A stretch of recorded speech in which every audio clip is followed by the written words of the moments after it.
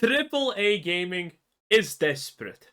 Gamers absolutely despise almost all of them, and no one even cares to ask why, which is kind of super strange if you think about it. You'd think you would be asking the question why you dislike us when your consumer base literally rejects you constantly.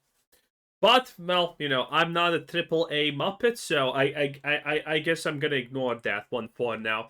In any case, Steam is one of those rare companies that actually does good. They don't actively hate us. And if they do, they're quiet about it, which is still good, honestly, in my book, even that's a little bit pathetic and self-loathing. But Steam is doing good by us gamers currently. And obviously, AAA hates that because Steam gives us the power to find things that we want, review things, and so on. And obviously, the people who made Star Wars Outlaws are not happy about that. The people who made Assassin's Creed Shadows are definitely not happy about that. And Blizzard games that are on Steam are a joke, and no one's happy about that. And all of these companies are constantly trying to intimidate Steam, outplay them in some way, or do things like that. And there is a chance that, well, someone actually has succeeded.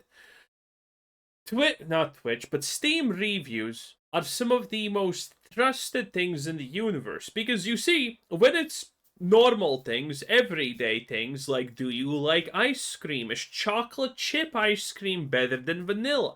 If you ask Biden, he's probably gonna say yes and then completely disappear. But still, when it comes to questions like this, the masses are always right. And if you, by the way, don't agree with something, that just means your taste on that is different than the others, which doesn't make you technically wrong. But en masse, people, when it comes to simple things, are correct. And this is why we trust the Steam reviews, because I know that I can trust my fellow gamers to tell me if Hentai Extreme Tentacle Simulator 5 is actually worth buying. Spoiler, it absolutely 100% is. So I've got a question for you. Can you trust Steam reviews anymore? Can you trust the Steam AI disclosure? You'd like to think that you can, but today we've got this story. One where two games from, when you follow the whole chain, billion-dollar companies... Nexon Mobile, eh? ...just broke Steam's biggest rules. I mean, one of them should be pretty much one of the biggest rules, review manipulation. And so far, these companies are getting away with it. And if Valve don't solve this, it will open the floodgates to behavior that, at least in one case with the reviews, would completely ruin trust on the platform. So basically, what if a Steam review was about as trustworthy as an Amazon one? I don't think that's the Steam that you and I want to use. Also, here's... By the way, fun fact, I tried to buy a magic things, magic card sets, collector's cases of Ether Drift today. And one of the places I went is Amazon, and people instantaneously told me in Discord, yeah, don't fucking buy it in Amazon, it's probably a scam. Dude, bruh, turns out it's really easy to actually be a scammer on Amazon. That's kind of wild. Description. Alright, I've first got to set the scene before we get to the naughty rule breakers of today. So on Steam, right, usually rule breakers kind of get nuked. I mean, here's an example from February where users flagged a game called Pirate Fi. As it turns out, it was just riddled... Pirate software? Anyone? ...with what they suspected was malware.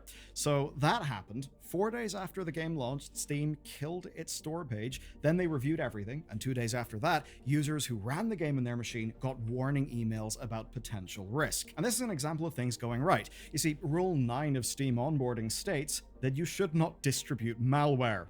Shocking thing. But here, a clear violation led to a very clear result. As was the case with this other story, where an entire publisher's library was pulled because they were... Fun fact, you're probably thinking, well, obviously you should not do that. But if Steam doesn't have it in their rules, two things that can happen. One, people who get malware from using Steam can sue Steam. And two, if Steam removes someone for selling malware and they don't have a rule against malware, the company that Steam removed can sue them for breaking their own terms of service. So, if you were ever wondering why there's so many stupid rules in the terms of service that My stepsister's step-grandma doesn't even read. She's still feisty, at least. You know, that's the reason. Essentially churning out endless fake games designed to manipulate Steam's trading card economy. Kind of crazy stuff. And we've seen instances of individual devs being whacked for trolling, for ban evasion, and if you're an angry dev who decides to tweet a death threat to Gabe Newell, yeah, you will be taken out on Steam. Now, in every example here, it's a very clear pattern, and it's what we would all want. A rule is broken. Goddamn based Gabe, okay? The dream of many is just to find Gabe, release the space between his flaps and crawl inside and live in bliss forever. Valve finds out, they take action, and there you go, everything is good, the platform is healthy. But here's the thing, those examples were mostly smaller teams, mostly indies. This week, though, we've got two Indies from India, probably, or from Russia, pick one. listed companies breaking Steam's rules. And this sort of thing has happened before. Remember the whole discussion about the in-game advertisements and how a whole bunch of companies were essentially just kind of flying in under the radar, being unpunished?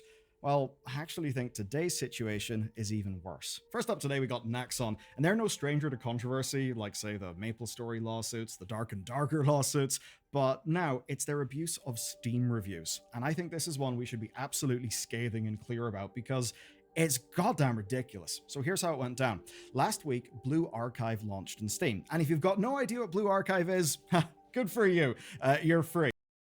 Sounds gay and sounds something like Asmongold will play. But so you're not confused, it's a huge gacha game. It's been going for a few years. I think 4 very popular. A gacha game with adorable little girls with riot shields and guns? Sign me up, Chief. Actually, I regret everything I just said. This is amazing. Mobile, and now it's on PC. And it seems And to be some doing of them really are well. cat 91% girls. positive reviews from 8,524 users. Pretty damn good. Now, say you're a connoisseur of the whole collectible girls plus concept genre of game, so all the gacha games, you'd probably think the Blue Archive is just as good as this gacha darling.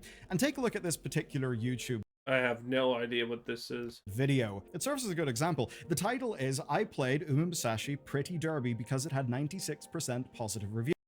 Pretty Derby, is this like the thing where half monster girls race like horses? I think I have seen this on Twitter. Now, what if you saw a similarly titled video, but about Blue Archive saying 91% reviews? You'd probably think it's really good. But here's the thing. While those reviews look similar, you would be wrong to trust them, because there's a key difference. Cygames are not breaking Steam's rules, but Nexon is. You see, to celebrate Blue Archive's PC launch, Nexon created celebration events. There's a fan art contest for currency or Steam gift cards, social media raffle for currency, and then there's the big problem, a Steam review event, where basically all users get in-game gifts once Steam hits a target number of reviews. Negative or positive doesn't... Oh, wait! I have heard this. A lot of gacha games do this. Like, hey, wishlist us, and at 5,000 wishlists, we're gonna give everyone who wishlists on Steam. And when the game comes out, like, a box of shit. At 4,000 wishlets, you get a reward. At 10,000 and things like that. So, is that also illegal? The wishlisting stuff? Because, yeah, I have heard that people try and do this. Matter, it's just the number of reviews. Now here's the thing. Steam's rules for user reviews are crystal clear. I will quote them. Don't attempt to abuse or artificially manipulate the review system. Don't solicit reviews in exchange for any games, DLC, money, or other rewards. Absolutely clear cut. Those rules are being broken.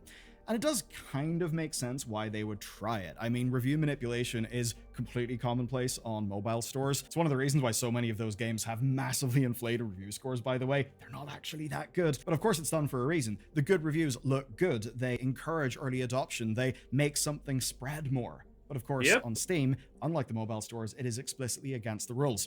Now, Nexon is worth a hell of a lot of money. They're a big company, and they're even worth a lot of money to Valve. And that means there's a real simple question here. How much does Valve value their own rules? How much do they value that? Will they make an example out of this game? What will they actually do? Because the rules are being broken. And if a rule is broken and you do nothing, people will question the rule. And this brings me to today's second. You know what Steam should do to punish this? They should make it if you want to sell it on Steam platform, if you broke this rule, uh Steam takes 100% of your revenue from game, okay? For like a month or whatever. That would that would make everyone fear this, okay? Being not sold on Steam, devastating, but some people are going to take that risk. But losing all of your revenue for a month while on Steam or whatever, that now that truly puts the fear of God in some people. Defendant. The Alters is the new game. Because keep in mind, every gacha game is literally about the money. It obviously is. It's not a question. You probably know 11-bit from Frostpunk. And the good news is, it's a great game. It's 86% I played Frostpunk. I liked Frostpunk too. I played it. I don't remember how long I played it, but kind of like 20 hours or something in it. I enjoyed it. I instantaneously started on the hardest difficulty, which was a definite great choice because I had the most fun.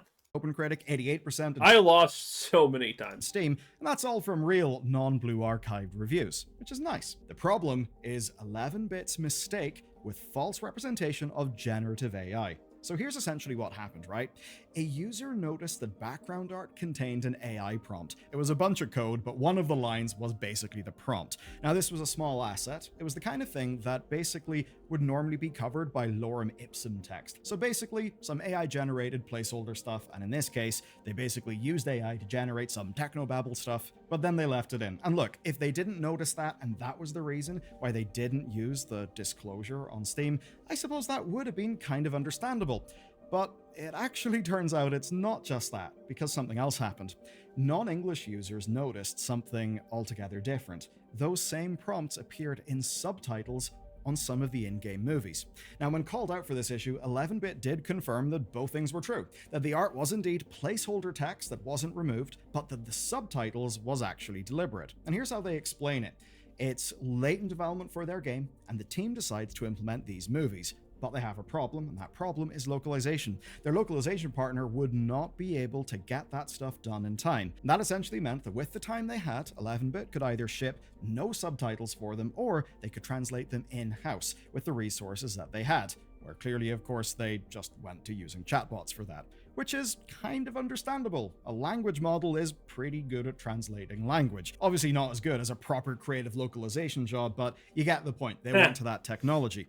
Now, they Tell that to anime enjoyers, okay? Tell that to anime enjoyers that now get to read subtitles like fucking holy shit, which is never actually in anime. Ugh.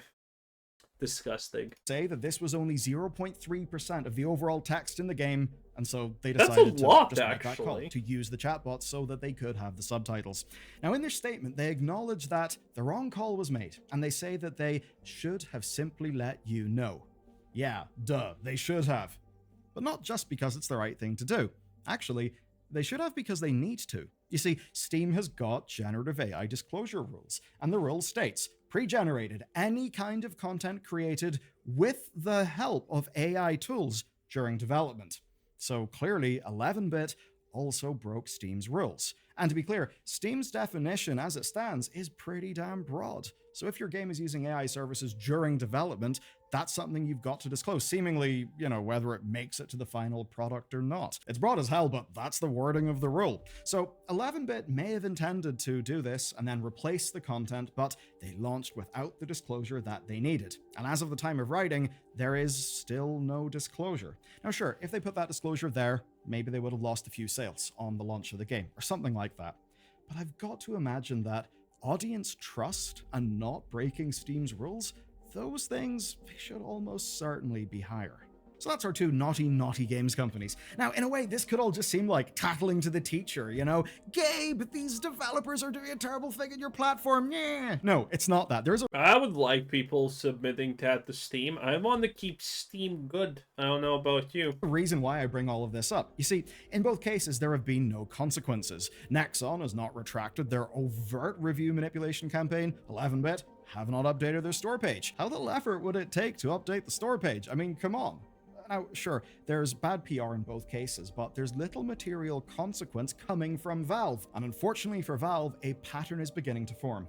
11-bit and Nexon broke the rules, as did the smaller games that I opened up today's video with. Now, those small games, like with malware and other things, were very easy to punish, but Now, the small things with malware, I think, are kind of worse because those people are intentionally doing that, and their only intention is probably really, really, really bad for the users. So, arguably, that's actually kind of a bigger deal than just, oh, subtitles are AI, who cares? I think there's levels to this, and the first one was kind of like the most malicious by far, which kind of makes it the worst in my opinion. Well-liked, well-selling game from a real big company that's worth a lot of money, that's, in a way, harder to punish for Valve. It certainly seems so anyway. I mean, in one way, it's actually just as easy. The rules are the rules. Just apply them, forehead. But that's not really how reality ends up working. What Valve has got to do is manage their relationships with each company. And here it would appear that the value of the relationship and the associated revenue with that is worth more to Valve than their own rules. But I think they should be worried about that, because I think we both know what this really would do. It would set a precedent. The point can be made with a very simple hypothetical. What happens when another developer manipulates reviews with exactly the same tactics as Blue Archive did, and then they get punished by Valve, but they just say, but what the hell? You let Blue Archive happen. You never issued a statement and you never punished Nexon. Why are you being unfair to me? And yeah. Does Valve have in their terms of service that they can do whatever the fuck they please at the end of the day with sellers? Because if they have that, then there's no punishment. You agreed to a deal like that, so, kick sand, I guess. But if that isn't, there is liability for Valve, which is kind of bad, because they can't just not punish one side and punish the other, because that's clearly unfair business practices. Valve could say, well, especially, by the way, if those two games are competing for the same market, by the way. Look at the rules, you broke them. To which the company could rightly say, well, clearly, Valve, it's not a rule because those people, Blue Archive, also broke it and you didn't do anything about it. Now, look, what I'm about to say is not really apples to apples, but there's a reason why, right? In the legal system, you have the law as it is written. How about stepmoms to stepsisters? Then you've also got case law. The idea being that case law guides a judge on how to interpret the word of the law and actually apply it in, a real material scenario. So here, think of Valve kinda like the judge. I mean, they're also legislative, but you get my point, right? What Valve have got to do is act, and they need to act because they need to set a precedent of how their rules are followed. And that's the problem with Valve's kind of fluffily worded rules. Even take the generative AI one. Technically, you could argue that almost any game would fall under that if their business operations are running on an email platform that perhaps AI auto-labels their emails, because that would be contributing to how the game is actually made. So from that perspective, not only have Valve got a very poorly worded AI disclosure policy thing, as for their actual rules, like the ones that Nexon are maliciously exploiting, well, if Valve have the rules and they don't enforce them, then that would essentially be seen as, oh, well, in that case, you set the precedent that doing this at the level of Blue Archive does not get you slammed, doesn't get you banned or actioned against. And that's what... It also kind of depends, because this can happen, but it can be ignored. Could lead other developers and publishers to try the same thing. And if Valve was to punish them, they could probably even make a legal case of Valve incorrectly applying their rules, as is understood through Valve, basically not giving a shit about their rules earlier. And I suppose if you're a Nexon stan, you could kind of say, well, hey, they don't specify that the review needs to be positive. It's not asking for that, therefore it should be fine. Well, no, it still is manipulation. It's similar to, like, preaching to your own choir. The people targeted by this are Blue Archive players, people who would want the game to succeed and who will get rewards for the review milestones. So yeah, true. I never liked when people did this. Oh, I'm not telling them to do that. Oh, I'm not telling them to say it's good. Well, everyone knows what you're actually trying to do. You're just being disingenuous and intellectually dishonest. That's all you're doing here. Everyone knows the point of this is a positive review, not whatever, do whatever, okay? Everyone knows what you're trying to do. Of course, those will skew positive. Of course, it is manipulation. And that erodes the value of and the trust in Steam reviews. And that is something that cannot become normal. As for 11-bit, well, they broke the rule. There should be a slap. But ultimately, I do think it was a misjudgment impacting a very small part of the game. We're gonna see how this goes. As long as Valve keeps on trucking, I think it's all good, honestly. Again, Valve is one of the things that should survive and should do good because you kind of depend on it a lot, I guess. Anyway, that was A Billion News. 10 out of 10. Bye.